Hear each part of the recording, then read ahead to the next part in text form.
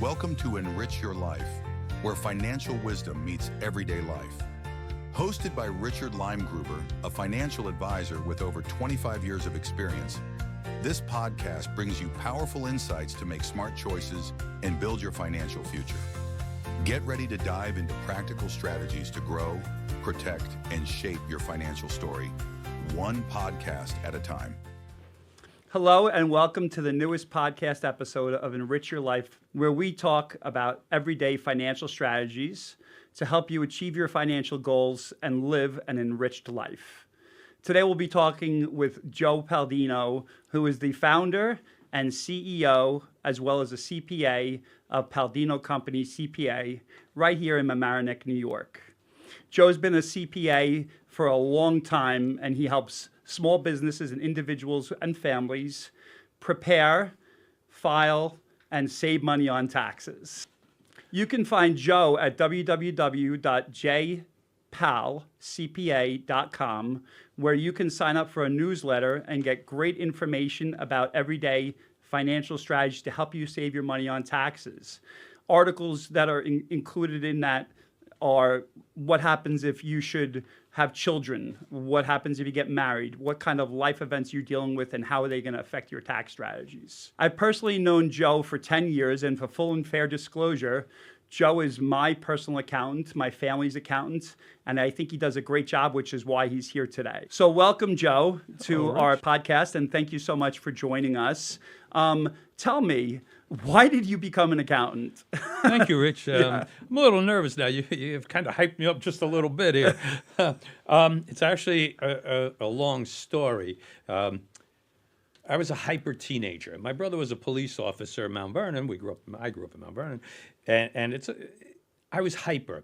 And at that time, this was, the 60s, the 70s, so my brother thought I was doing drugs. And he took me on this brotherly car ride.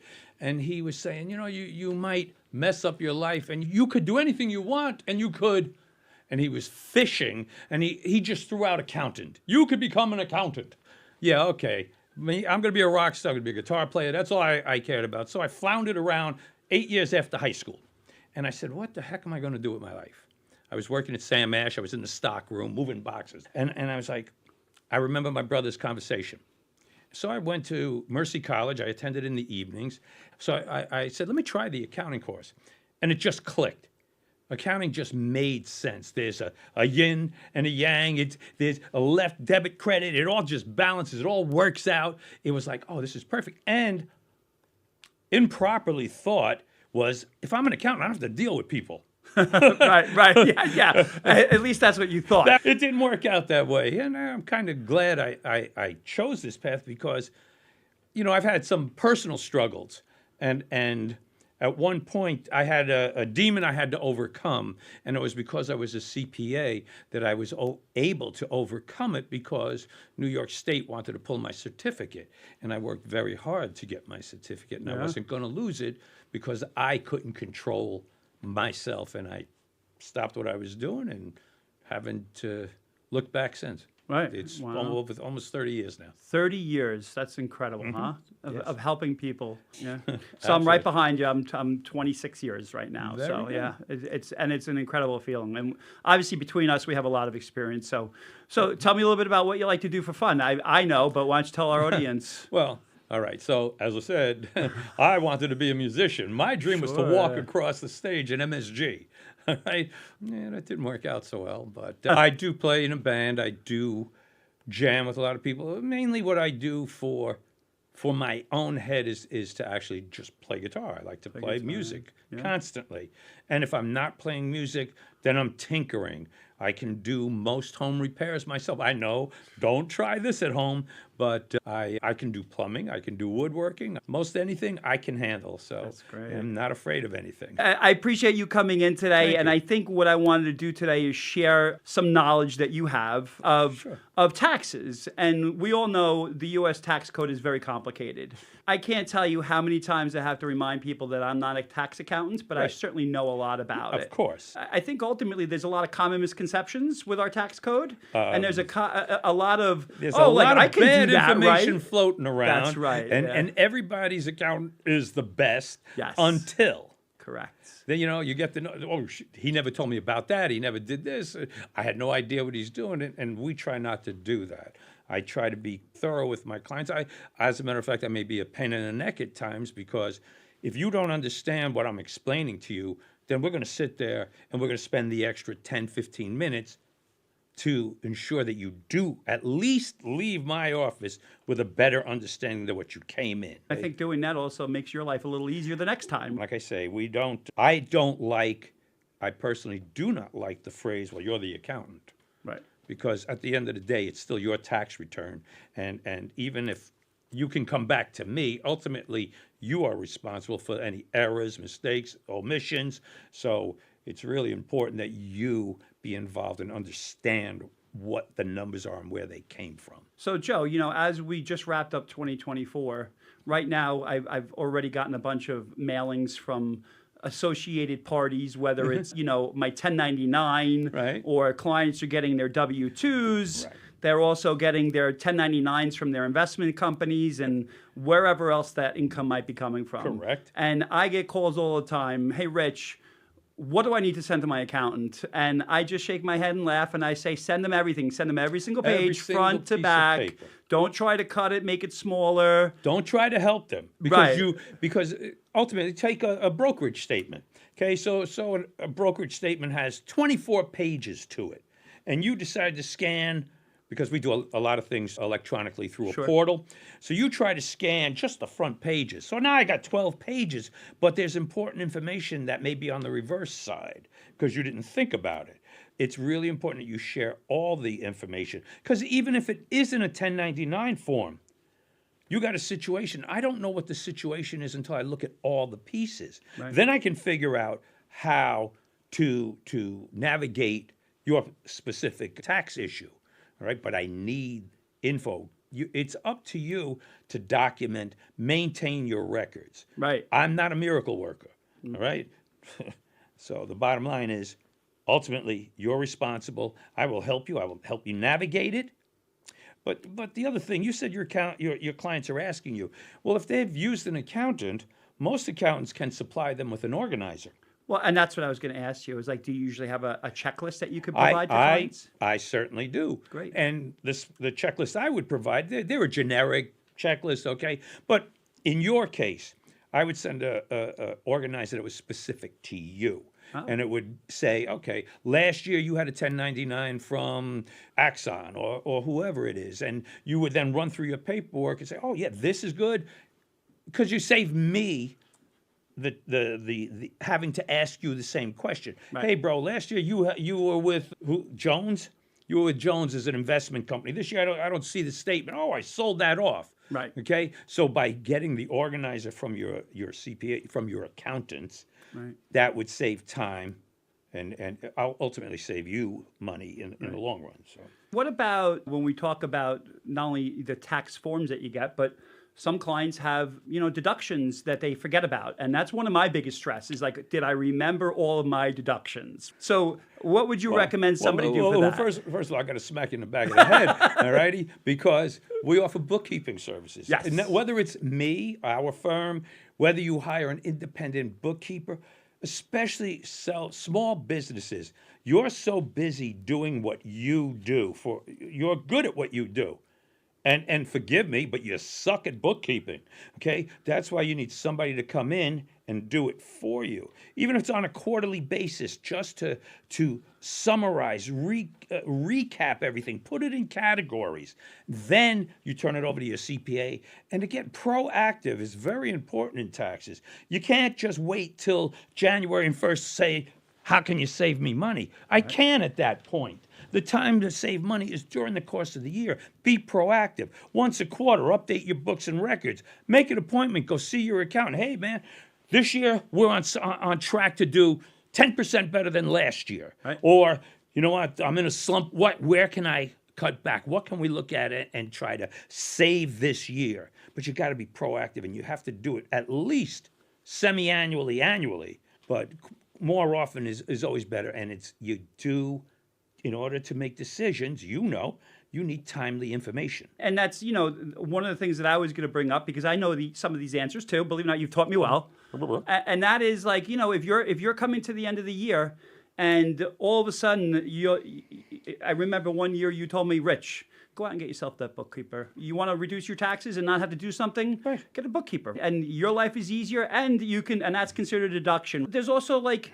increasing your 401k contributions. If you're in September and you've made a lot of money because you've gotten a raise or you've gotten a promotion and you've only been putting a minimal amount into a 401k, which is tax deductible, you could potentially increase your your withholding into a 401k and reduce your taxable income. Even better yet, you've got a small business. Maybe a SEP is the way to go for you. Yeah. Okay. So SEP, what is it? 68,000 or 58,000? 69, I believe. 69 this Yeah. year. Okay. Now, obviously, it depends on a lot of factors, but you with your IRA account, you're going to get your $7,000 a year, but you can potentially put away 10, 12, almost If you're a 70. small business owner. Correct. Right, absolutely. So it's really important to be, again, proactive so that you can make those decisions timely. Right. You're sitting with me in February, and I said you should have opened up a 401k, yeah. You should have opened the 401k. You should have done the SEP. At that point, it's maybe a little too late to get some of this stuff going. And that's when why- they're calling me saying, hey, Hey, why why didn't you hours. tell Can me? you open up a 401k for me? Yeah, yeah. How could you have told me when you didn't even know what was going on with your business? Sure. So That anyway. leads me to my next question is, when there's a major life change, somebody has a child or you're Child starting a family, divorce or right? something, yes. Divorce, marriage. Why is it important for you to make sure that you're looking at your situation to see if any other tax advantages are there for you to help reduce your taxes? And how do you do that? Again, it's being proactive. All righty. Take, for example, people get married. Okay. And right away, what they've done, and they always do it. Oh, she goes and she changes her withholdings to married. He changes his because we're married now. But there's a certain, you gotta think of the tables as sort of antiquated. They still, even though they've revised and everything, they still have that 1950 mentality built into the table. Okay, so you go married. Oh, so you're the breadwinner, so it reduces the withholdings. And then she goes married, my husband, and that reduces the withholdings. The next thing you know, for the first time in their life, they're short, and they're short big. Okay. Again, when that happens, you got married. Hey, before you go on your honeymoon, book an appointment with your CPA, and then he could do a tax reduction. You should change your withholdings to married. You, on the other hand, can leave your status quo, and you'll at least break even for the year.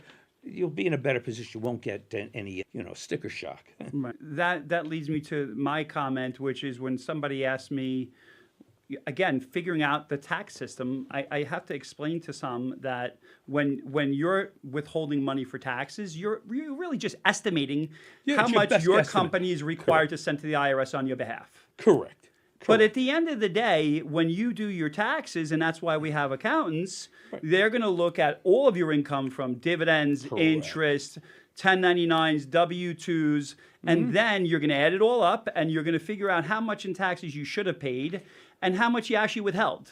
And that's where you get your return or a refund, or you owe. balance due. Right. Right, exactly. I have a client that has resources, and they earn about $60,000 a year in a W-2, but their dividend income and their capital gains incomes are well over $80,000 to $100,000. So with them, it's really, if you just went along, okay, my W-2 covers it, they're going to wake up with quite a surprise come April 15th because they weren't proactive in bringing the information to the accountant. That's another thing about, maximizing your deductions. One of the most overlooked deductions that you find when you're doing somebody's taxes that maybe somebody's like, oh, I didn't even realize we can use that as a deduction. And I know there's one that we always shy away from, which is that home office deduction. Right? So maybe you could talk a little bit about some of the common missed ones and why you might not want to use that home office deduction. As you were bringing up the question, that was the one that was running through my head. Right. Are you running a legitimate business? And I tell this to everybody. If you're running a legitimate business, don't shy away from anything. Right. All right? If you can justify, clients ask me, oh, can you give me a list of expenses? Well, how about this? can you explain to me why that expense was necessary for your business? If you can justify that that was a net, and honestly justify, Right. okay, if you can justify that expense, then it's a deduction. You can defend it. Okay. The same thing with the home office.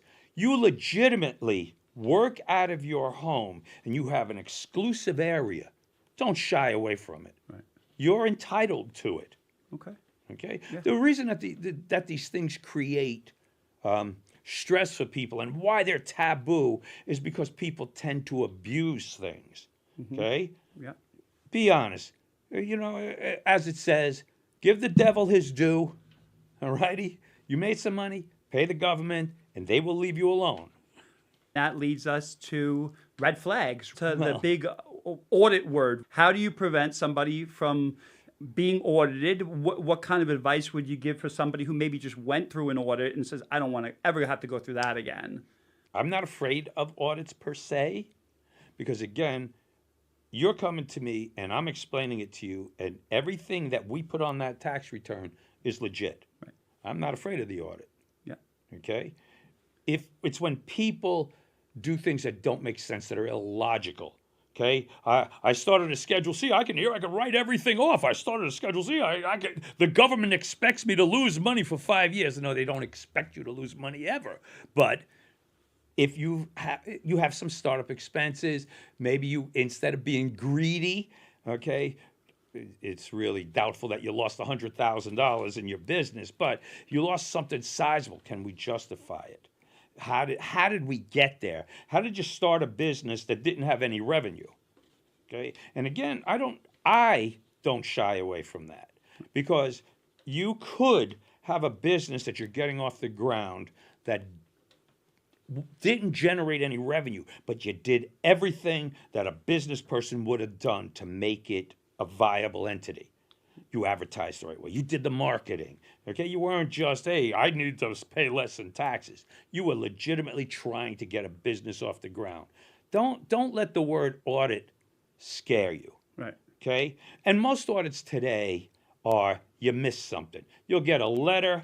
Okay, oh, look, we couldn't find this 1099 on your tax return. Right. That's not a It's them there poking their head and saying, hey, did we miss it or did you miss it? Right? Correct. And then Correct. that's always justifiable, where you can respond.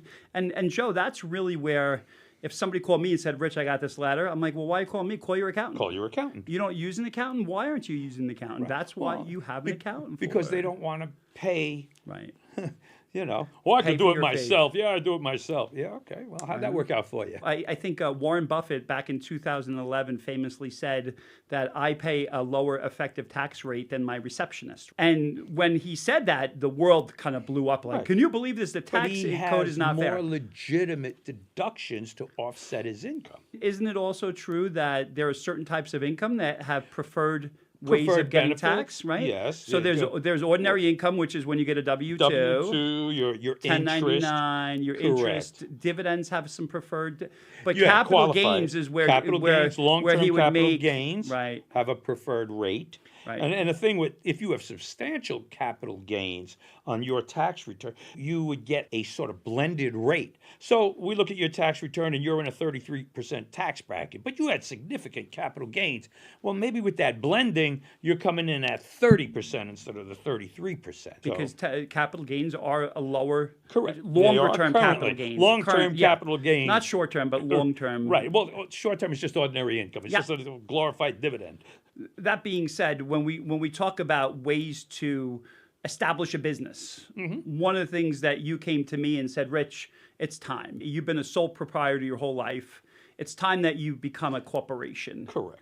What are some of the benefits of becoming a corporation that maybe somebody who's just starting out in business, you had said, you're not there yet, you get up to a certain level of income, and now it makes more sense to maybe incorporate?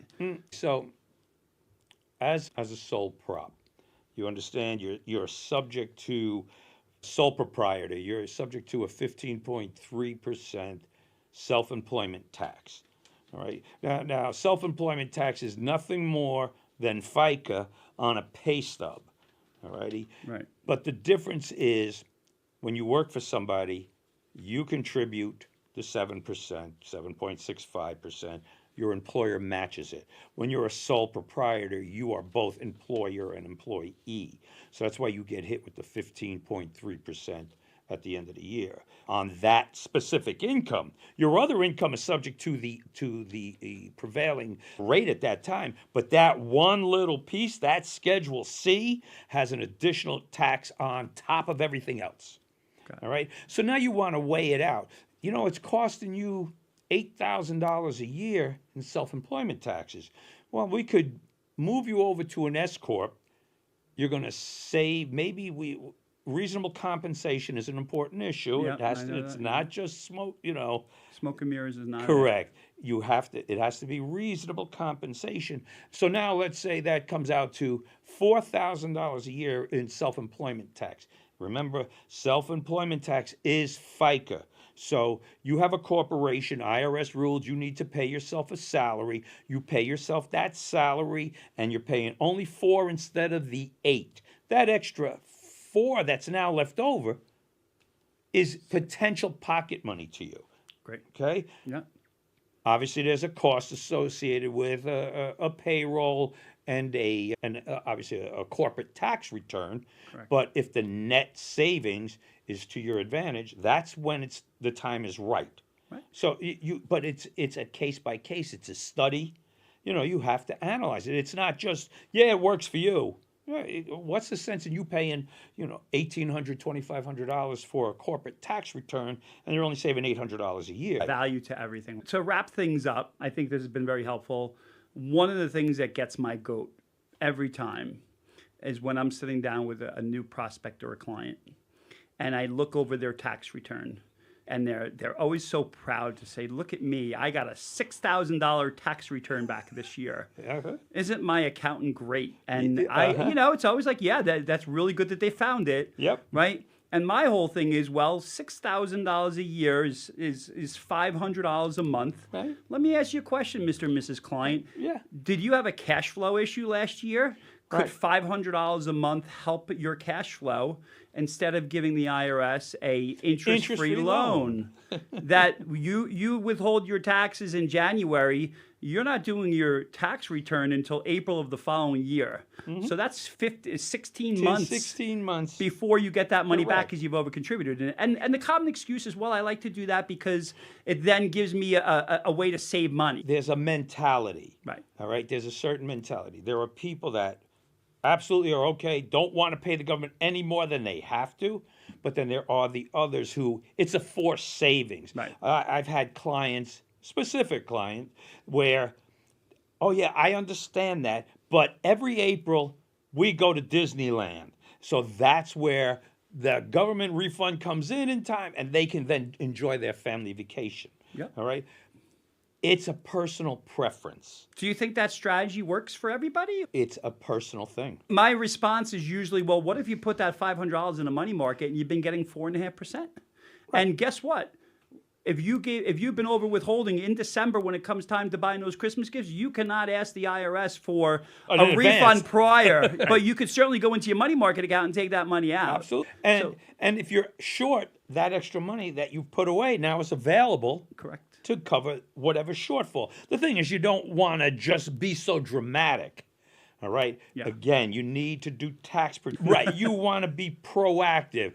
A couple of $100 more or less, $1,000 more or less. Okay? But you have to be proactive. But if you're not monitoring and staying on top and at least semi-annually visiting your accountant to get an idea where you're headed, you're asking for trouble. So, Joe, everybody has a mantra. And my mantra is there's a lot of financial strategies that are out there to help certain people save money and taxes different ways. Yes. You just need to find the right strategy that fits you. That's what I've been talking to about EnRich Your Life podcast. Find that strategy that's going to help you. What's your mantra? What do you tell people? Like words of advice. This was by the way, to our audience, I didn't tell him that I would be asking him this, so there's a little thought process to this now. Again, what I do, what you see right now, how I explained it to you, everything, it's exactly what I do when a client sits in front of me. I tell you, these are the rules. I tell you what I see from your situation. I tell you what possible things you can do. Right. But at the end of the day, you have to make that decision. What comfort level do you have? So I can just advise you. I tell you to be proactive. Again, it all comes down to being proactive. Proactive, the word of the day. That's the only thing that's going to save you, man. Planning. We're planners, right? Planning is being proactive. Absolutely. Well, Absolutely. thank you, Joe. I mean, this is Thank great. you, Rich. I hope we come back and we do it again. We can get into even further more about all these other different things. You can call me in the next couple of weeks, but come after February like 10th, Yeah. you call me, I'm hanging up on you. Okay. I'm telling you. Okay. Wouldn't be the first time. Rich is on the phone. Okay, yeah, tell him I'm busy. No. Well, everybody, thank you very much for joining us today on the EnRich Your Life podcast. I hope you enjoyed our discussion today. If you have any questions or comments, be sure to get in touch with either Joe or myself. What I will say is, please don't forget, share this podcast with who you can. Don't forget to like and share it. Don't forget to check out Spotify and iHeart Podcast and Apple Podcast. We're on all the podcasts, so make sure you subscribe and like and share so that we can continue to provide great information and financial strategies so that everyone can achieve their financial goals. Thanks very much. And on one last note, I'd like to thank LMC Media. I'd like to thank Jamie from Vectorly, who is also helping produce this podcast. And we'll see you the next one. Have a great day.